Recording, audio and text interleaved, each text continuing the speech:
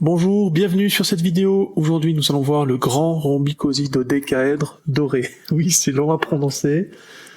Donc, je suis sur SketchUp, les cotations et mesures en bas à droite, les outils sur le pourtour. Le but de la vidéo, c'est de vous apprendre, de vous montrer comment dessiner ce volume en 3D avec un logiciel, et ensuite quels sont les usages courants qui en sont faits avec. Donc, je vais vous montrer le grand rhombicosydodécaèdre en doré, mais aussi en version normale. D'ailleurs, je vais partir de la version normale pour ensuite faire le doré. Donc, comment est-ce que je fais? À partir d'où je pars? Je peux partir du ballon de foot. Donc, ça c'est l'icosèdre tronqué. Et ce que je vais faire, c'est récupérer sa face hexagonale. Et à partir de là, j'ai deux choix. Soit, alors là par exemple il fait 1 en longueur, soit je fais un carré de 1 par 1, soit je fais la version en doré, et du coup, je viens ici, et je rajoute la proportion nord.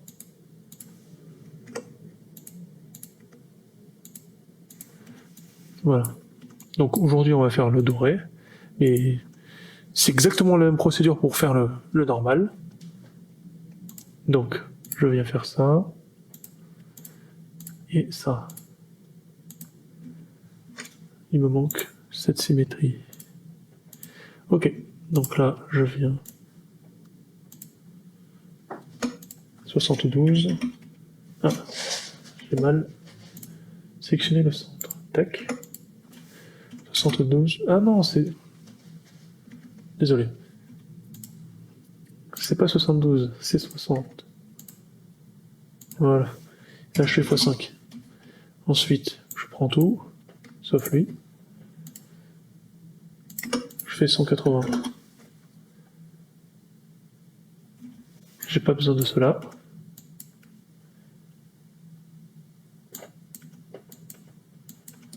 Voilà. Et j'ai pas besoin de celui-là non plus. Ok. À partir de là,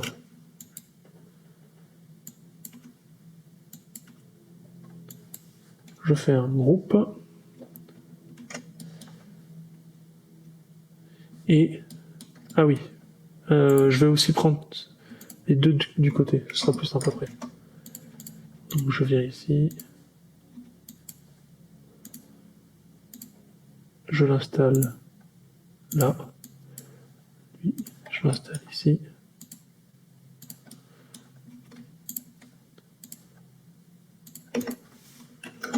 Voilà. Je fais un groupe.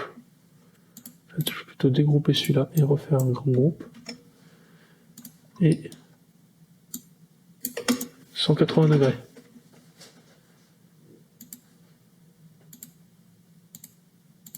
Voilà, j'essaie de le mettre en dessous. Pour l'instant, pas besoin de les aligner. Ensuite, 90 degrés et 90 degrés.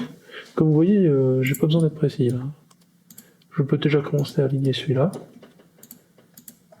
J'aligne l'autre. Celui du bas.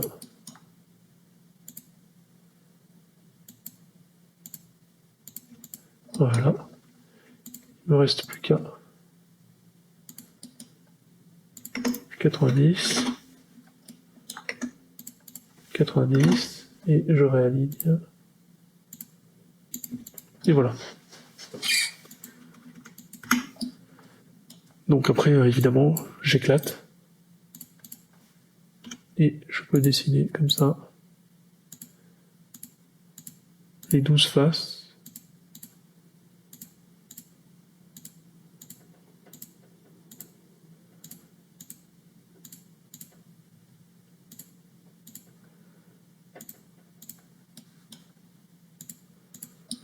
Et je crois que je les ai toutes. Oui, voilà. Donc là, j'ai le grand rhombicosydodécaèdre doré. Et alors, au lieu de faire le doré, je peux faire le simple avec des carrés. Donc des hexagones, des carrés. Et là, du coup, on a 5 et 5, 10, donc un décaèdre, décagone, 10 côtés, qui sont d'ailleurs... oui, celui-là il est régulier, on va dire. Et là, on a un, et un 618, celui-là il est doré. Ok, donc ensuite, là il est positionné sur sa face décagonale, donc c'est quand même bien différent de la pose sur son rectangle doré. Ensuite, on va le mettre sur l'arête. Bon, ben là, ça n'a pas d'intérêt. Voilà, je vous montre juste. Et sur le sommet, bah, du coup, c'est le positionner sur l'hexagone. Alors, comment est-ce que je fais pour le positionner sur l'hexagone? Je viens ici.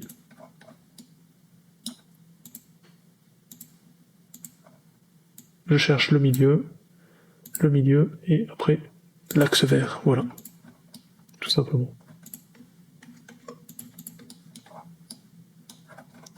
Ensuite, le patron. Alors là, au secours.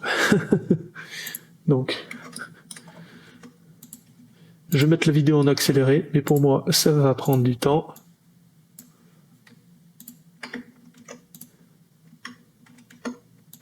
Et d'ailleurs, ça, oh putain. J'éclate.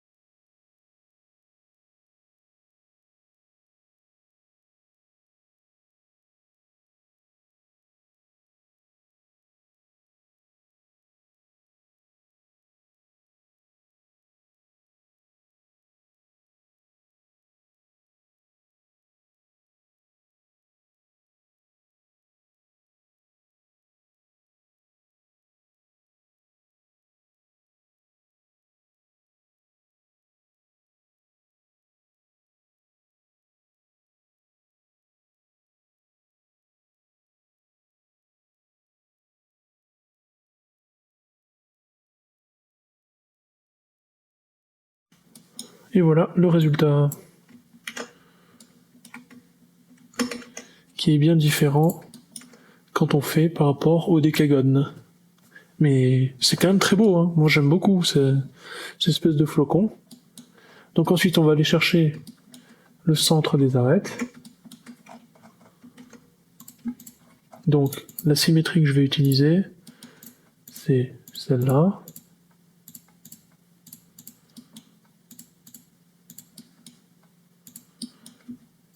Voilà.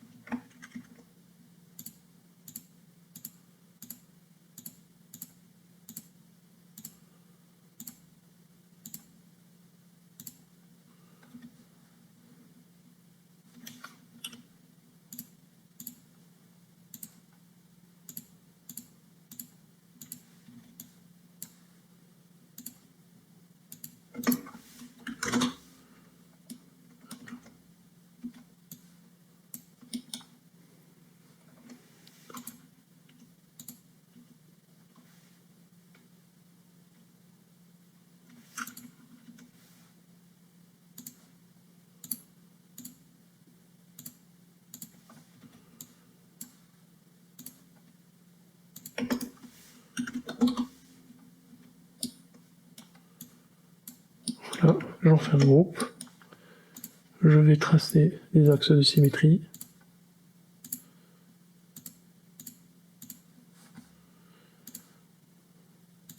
je renverse de 180 degrés, je sélectionne les deux, 90 degrés, puis 90 degrés, encore 90 degrés, puis 90 degrés. Maintenant, j'aimerais bien sélectionner l'ensemble, et voilà ce que ça donne. Ok, donc là, je vais pas remplir les trous, par contre, je vais vous montrer le résultat final. Voilà. Et ça, c'est très sympathique, hein. Ça me fait presque penser à des nœuds avec des ficelles. Ouais. Très beau. Ensuite, on va faire centre des faces. Donc c'est toujours les mêmes axes de symétrie. Donc là, par contre, je vais m'aider en créant le centre des faces, là.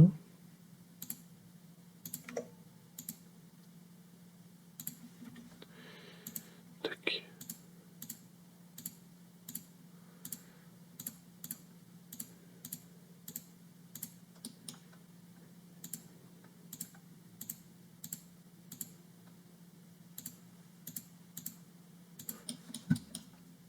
Bon, évidemment, c'est long parce que c'est celui qui a le plus de faces. Du coup, là, j'ai pas besoin de faire ça. J'ai besoin de faire que ce côté-là. Ok, et puis aussi, je vais en profiter pour faire celui-là. Non, ça devrait aller. Ok, on y va.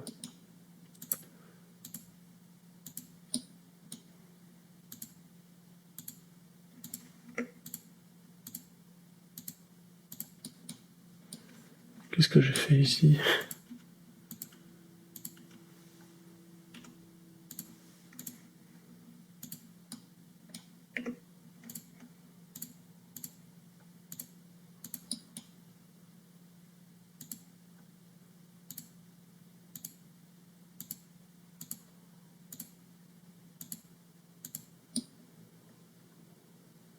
Voilà.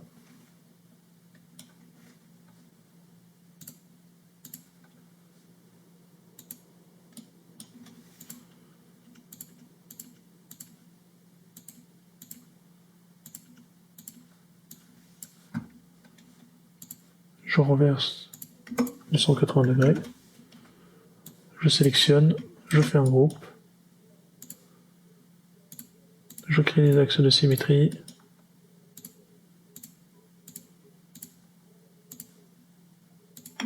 « 180 degrés.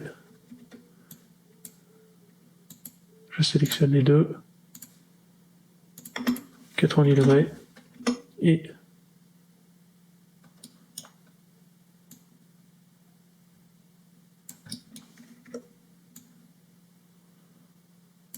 degrés, 90 degrés et 90 degrés. Je supprime les guides. Après, j'ai plus qu'à remplir. Donc, par exemple, j'exploite. Plus qu'à faire ça. Voilà. Et en faisant ça, j'obtiens ce volume. Pas très intéressant, à part comme ça, quand je regarde comme ça. Voilà. Ok. Ensuite, ligne de volume. Donc là, par rapport au rectangle d'or, par rapport au décagone, et par rapport à l'hexagone.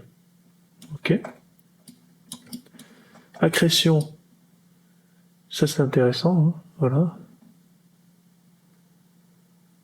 De toute façon, les volumes dorés, donc ayant la proportion d'or, comme ça en partant du pentagone, ils conservent leur propriété à remplir l'espace d'à peu près la même manière.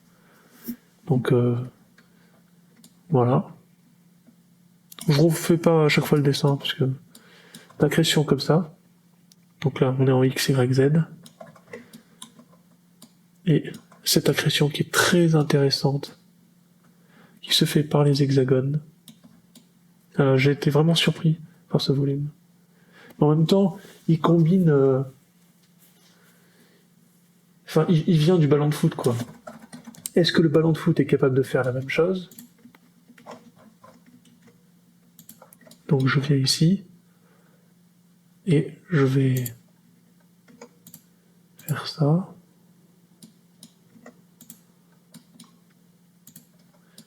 Et là, est-ce que je peux poser un ballon de foot? Oui.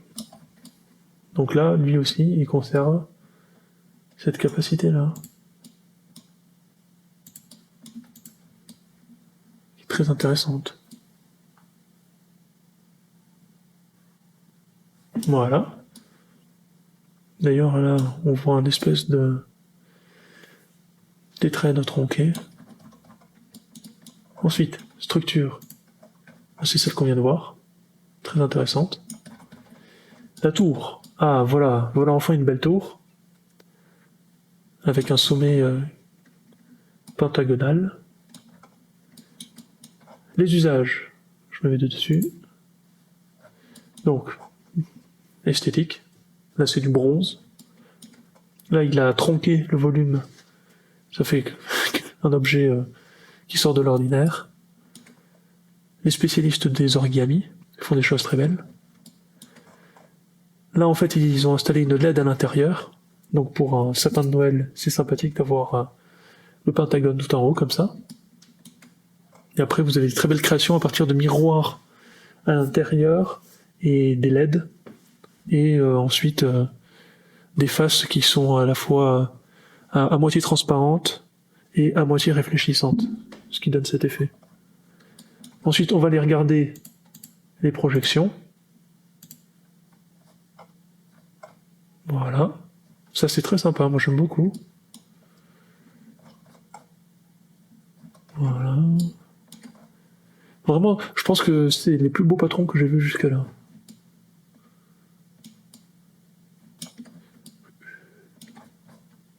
Ouais, vraiment sympa ce motif. Ça, c'est pour les ballons de foot. Ouais. Ensuite, on va les regarder de biais. Pourquoi pas? Ah oui, voilà. Ça, c'est génial.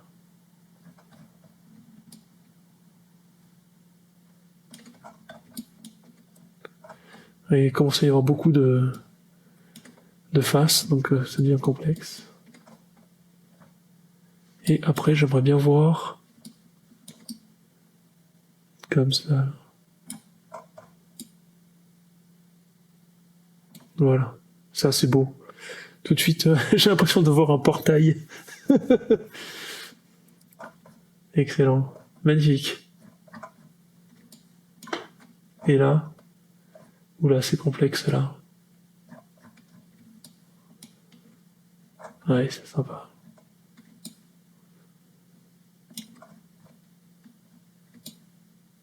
Très beau ça. Waouh.